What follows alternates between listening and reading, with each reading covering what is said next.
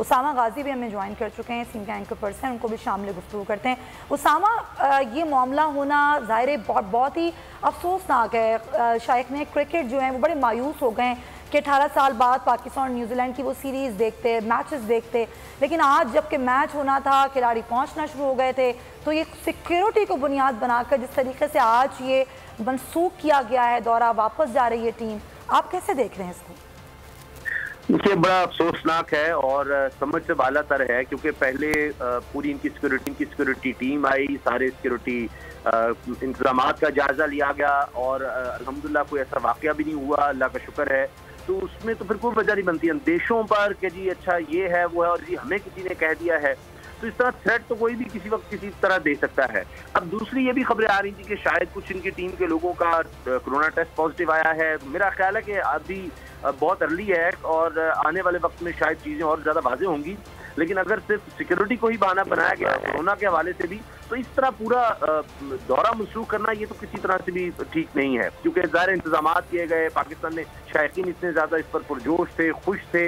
अब अगर आप हालात देखें तो पूरी दुनिया में इसी तरह से हैं। अब न्यूजीलैंड में अगर दहशतगर्दी का वाक़या हुआ तो उसके बाद फिर तो अब तो पाकिस्तान पहले से अल्हम्दुलिल्लाह काफ़ी ज़्यादा महफूज है, कई इंटरनेशनल टीमें पहले आ चुकी हैं।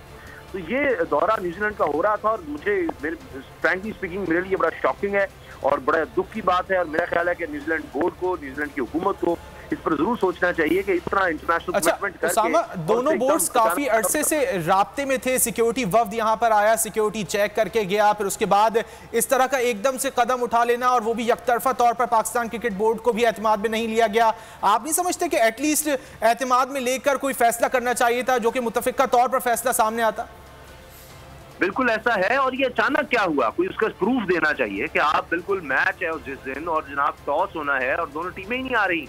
तो ये तो बड़ी अजीब बात है। या तो आप जब आए, टीम आई, उस वक्त भी नहीं होना चाहिए। तो जब सिक्योरिटी टीम आई, जब उसने ओके कर दिया, आज तक देखिए जब से पाकिस्तान में टीम्स आना शुरू हुई हैं दोबारा श्रीलंका 2009 के वाक़ये के बाद, तो उसके बाद कभी आज तक हमने ऐसा नहीं देखा और शायद दुनिया की तारीख में भी ऐसा कम हुआ होगा। हाँ, ये जरूर है कि एकदम बहुत ज्यादा प्लेयर्स हो गया, कोई कोरोना आ गया तो उसमें मैचेस जो है मनसूख जरूर हुए हैं, लेकिन यहाँ तो एक अजीबोगरीब सिनेरियो बना है कि कम से कम जो मैच शुरू हो रहा है, आप चलिए सीरीज अगर मुकम्मल नहीं भी करते, उसको शॉर्ट कर लेते हैं और जो प्लेयर्स खेल सकते हैं, अगर कोरोना की बात है तो उनको भी इसमें शामिल किया जा सकता है।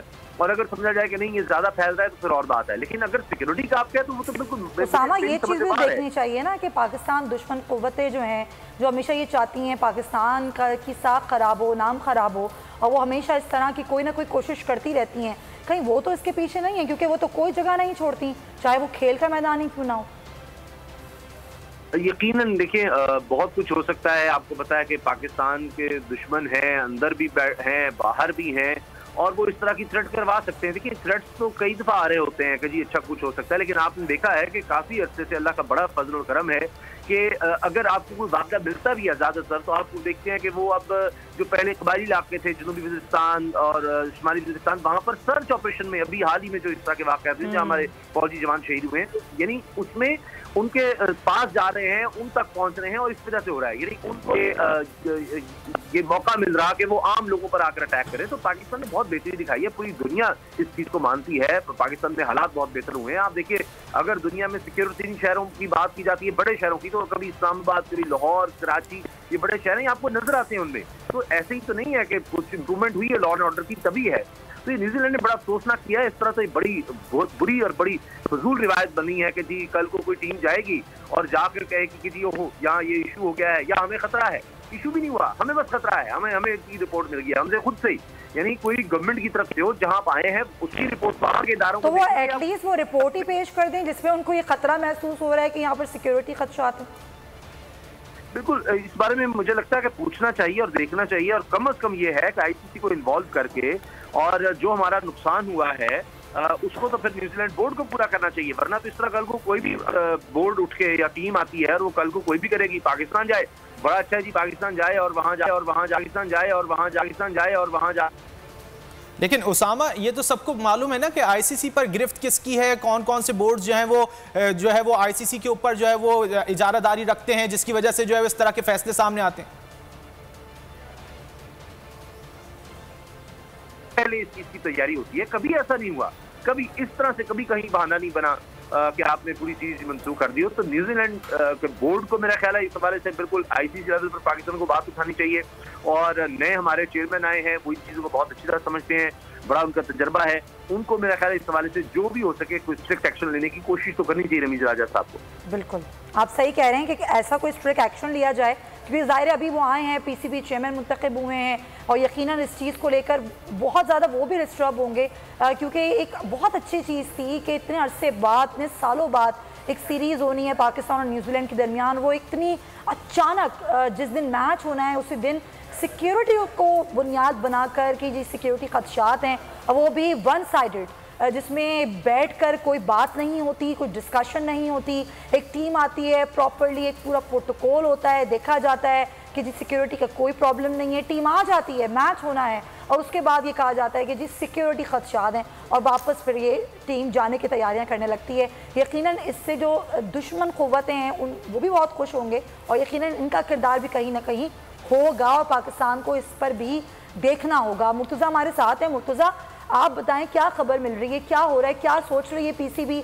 अब कोई क्या न्यूज़ कॉन्फ्रेंस करेंगे रमीज राजा साहब?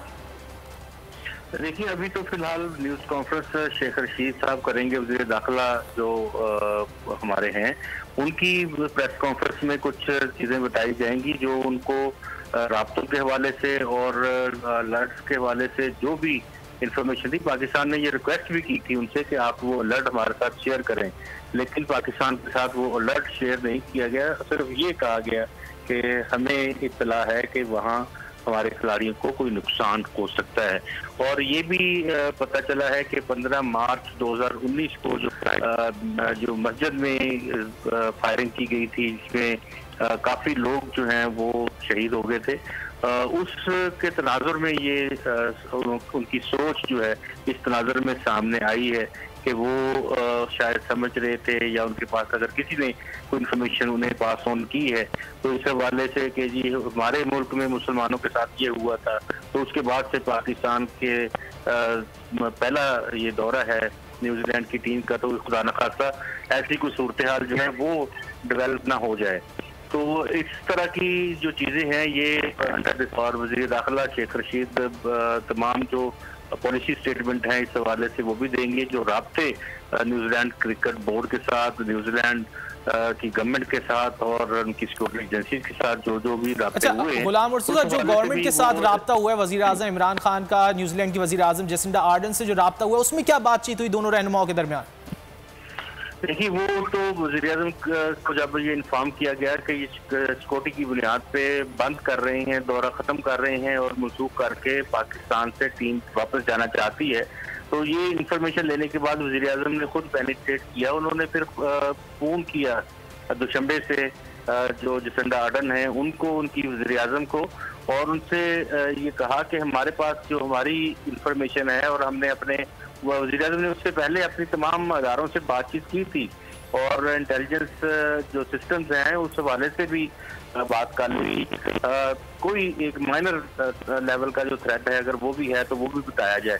वज़ीर-ए-आज़म को बिल्कुल बताया गया कि ऐसा कोई थ्रेट मौजूद नहीं है और फुल प्रूफ सिक्योरिटी है और बिल्कुल इंटेलिजेंस सिस्टम जो है वो एक्टिव है और किसी तरह का कोई थ्रेट इस वक्त तक स्क्वाड के हवाले से मौजूद नहीं है। तो को ये इंफॉर्मेशन पाकिस्तान के हुकाम से लेने के बाद वज़ीर-ए-आज़म ने फिर न्यूजीलैंड की वज़ीर-ए-आज़म को रब्ता किया और उनसे कहा कि आप भी जानती हैं कि हमारे सिक्योरिटी जो है वो पूरी दुनिया में बेस्ट हमारे पास मौजूद है और उन सिस्टम के मुताबिक तो कोई ऐसा थ्रेट नहीं है।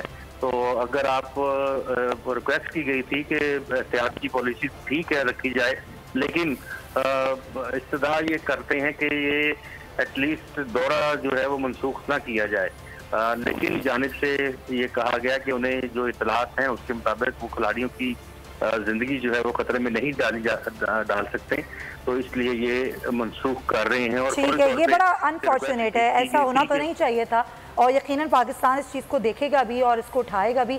लेकिन उसामा, आपको क्या लगता है, क्योंकि हम इस खदशे को भी नज़रअंदाज नहीं कर सकते कि ये फैसला वाकई न्यूजीलैंड क्रिकेट टीम का या बीसीसीआई का? ये बड़ा आपने मुश्किल सवाल कर दिया। देखिए, हमने देखा है कि पाकिस्तान में जब कश्मीर प्रीमियर लीग हुई, बड़ी सक्सेसफुल, बड़ी जबरदस्त रही, तो उस पर बीसीसीआई ने बाकायदा थ्रेट किया प्लेयर्स को कि जी आप पाकिस्तान ना जाएं, आप इसमें ना शिरकत करें, हम आपको वीजा जारी नहीं करेंगे।